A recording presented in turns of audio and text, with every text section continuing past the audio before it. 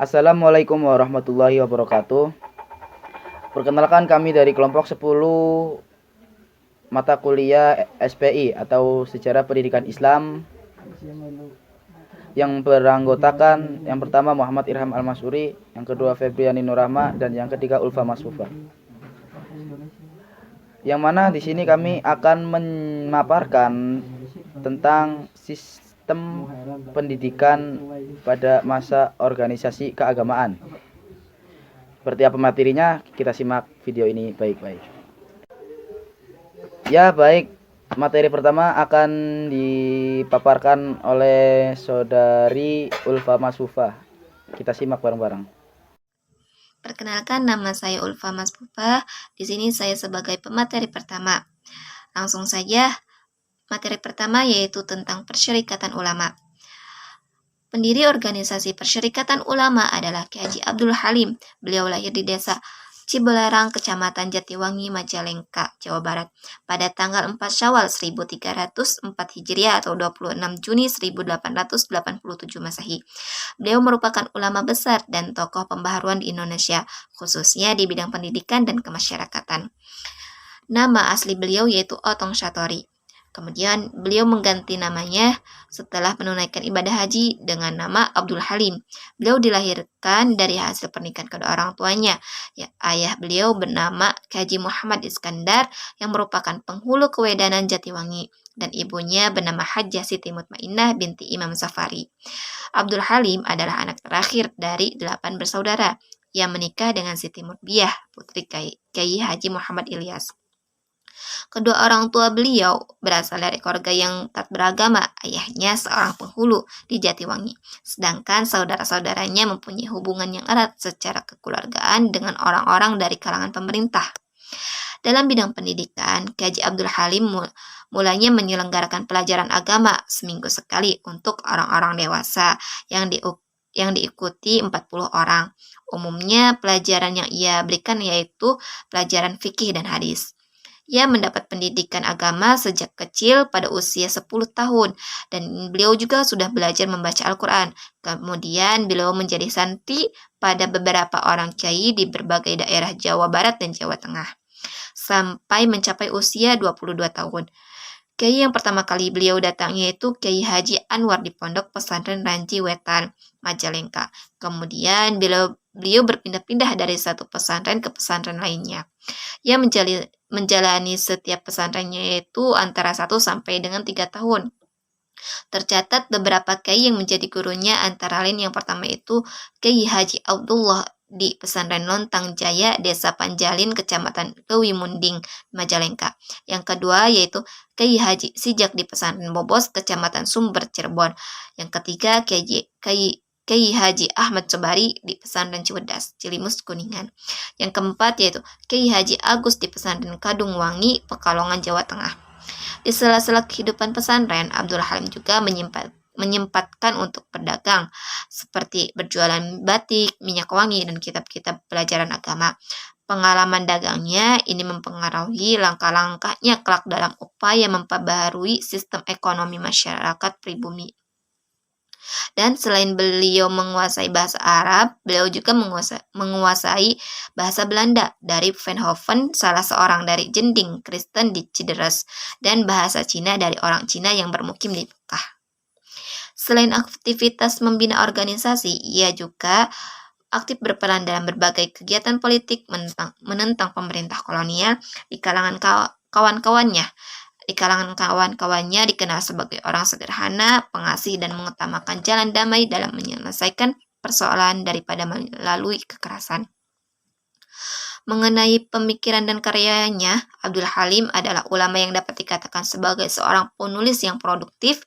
Banyak tulisan-tulisan yang sempat diterbitkan. Tulisan-tulisan tersebut dipublikasikan di kalangan anggota Persyarikatan Ulama dalam bentuk brosur dan buku kecil. Tetapi sebagian besar tulisannya sudah terbakar sewaktu agresi militer Belanda kedua. Di antara karyanya adalah yang pertama Risalah Petunjuk bagi Sekalian Manusia, yang kedua itu Ekonomi dan Koperasi dalam Islam, yang ketiga itu Ketetapan Pengajaran di Sekolah Ibtidaiyah Persyarikatan Ulama sebagai ketua tim penyusunan.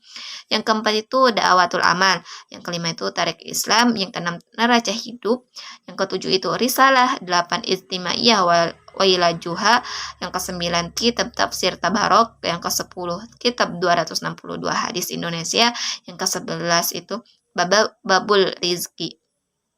Dari nama-nama kitab karangan Abdul Halim ini, yang masih tersisa tinggal 3, yaitu yang pertama, Kitab Petunjuk Bagi Sekalian Manusia, yang kedua itu, Ekonomi dan Koperasi dalam Islam, yang ketiga itu, Ketetapan Pengajaran di Sekolah Ibtidaiyah Perserikatan Ulama sebagai Ketua Tim Penyusunan. Di dalam tulisan-tulisan tersebut dapat dilihat pemikiran Abdul Halim tentang gagasan dan cita-citanya. Meskipun uraian yang dihubungkan dengan masalah keagamaan, tetapi pokok-pokok pikirannya dapat dipahami dari interpretasi yang dikemukakannya. Pada garis besarnya, pokok-pokok pikiran Abdul Halim bersumber dari penafsiran tentang konsep al-salam, karena menurut pemahamannya, agama Islam memuat ajaran-ajaran yang bertujuan untuk membimbing manusia agar mereka dapat hidup selamat di dunia dan memperoleh kesejahteraan hidup di akhirat. Kedua macam keselamatan hidup ini disebut al-salam. Selanjutnya, pemikiran-pemikiran ini membawa Abdul Halim kepada 3 kesimpulan yang kemudian diterapkan dalam kehidupannya, baik mengenai konsep keagamaan, pendidikan, dan kesejahteraan, yaitu konsep al-salam, konsep santri asromo, dan konsep santri lucu, santri yang terampil. Baik, itu dia materi yang pertama yang telah dipaparkan oleh Saudari Ulfa Masfufa. Lanjut ke materi yang kedua yang akan dipaparkan oleh Saudari Febriani Nurrahma. Simak video. Perkenalkan, nama saya Febriani Nurrahma. Di sini saya akan menjelaskan tentang sistem pendidikan pada masa organisasi keagamaan. Di sini saya akan menjelaskan sistem pendidikan pada masa organisasi keagamaan Muhammadiyah. Muhammadiyah lahir di Yogyakarta pada November 1912 dan dipimpin oleh Kiai Haji Ahmad Dahlan. Beliau mengajarkan kitab suci Al-Quran dengan terjemahan dan tafsir agar masyarakat tidak hanya pandai membaca dan melakukan Al-Quran, melainkan dapat memahami makna yang ada di dalamnya. Dengan demikian, diharapkan akan membuahkan hal berupa amal sesuai dengan yang diharapkan Al-Quran itu sendiri. Menurut pengamatan Kiai Haji Ahmad Dahlan,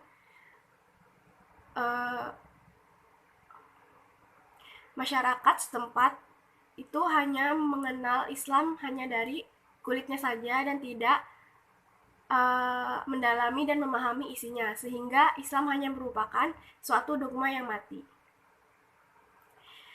Selanjutnya, sistem pendidikan pada masa organisasi keagamaan Nahdlatul Ulama atau yang disebut NU. NU didirikan oleh ulama pesantren pada tanggal 16 Rajab 1344 Hijriah, bertepatan dengan tanggal 31 Januari 1926 Masehi di Surabaya. Organisasi ini memiliki struktur kelembagaan mulai dari kota sampai desa.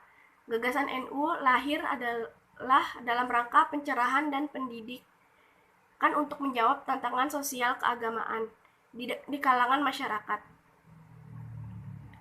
Sebagai lembaga yang konser terhadap pendidikan, NU telah memberikan sumbangan wacana baru terhadap dinamika intelektual Muslim Indonesia sejak lahirnya. Perhatian terhadap pendidikan telah menjadi pilihan utama NU. Pada awal perjuangan NU, awal kemerdekaan pendidikan pada saat itu belum tertata rapi seperti yang ada pada saat. Selanjutnya materi yang ketiga yang akan dipaparkan oleh saya sendiri, Muhammad Irham Al-Mas'uri. Baik, selanjutnya yaitu Al-Irsyad, Syekh Muhammad Surakarti yang sampai di Jakarta dalam bulan Februari tahun 1912, seorang alim yang terkenal dalam agama Islam. Beberapa lama kemudian meninggalkan jamiat yang mendirikan gerakan pergerakan agama sendiri yang bernama Al-Islah wal Irsyad, dengan haluan mengadakan pembaruan dalam Islam atau bisa disebut dengan reformasi. Pada tahun 1914 berdirilah perkumpulan Al-Islah wal Irsyad. Kemudian terkenal dengan sebutan Al-Irsyad yang terdiri dari golongan-golongan Arab, bukan golongan dari Alawi. Kemudian di tahun 1915 berdirilah sekolah Al-Arsyad yang pertama di Jakarta, yang kemudian disusun oleh beberapa sekolah dan pengajian lain yang sehaluan dengan itu. Al-Irsyad sendiri menjuruskan perhatian pada bidang pendidikan, terutama pada masyarakat Arab. Adapun pada permasalahan yang timbul di kalangan masyarakat Arab, walaupun orang-orang Indonesia Islam bukan 10 Arab, ada yang menjadi anggotanya.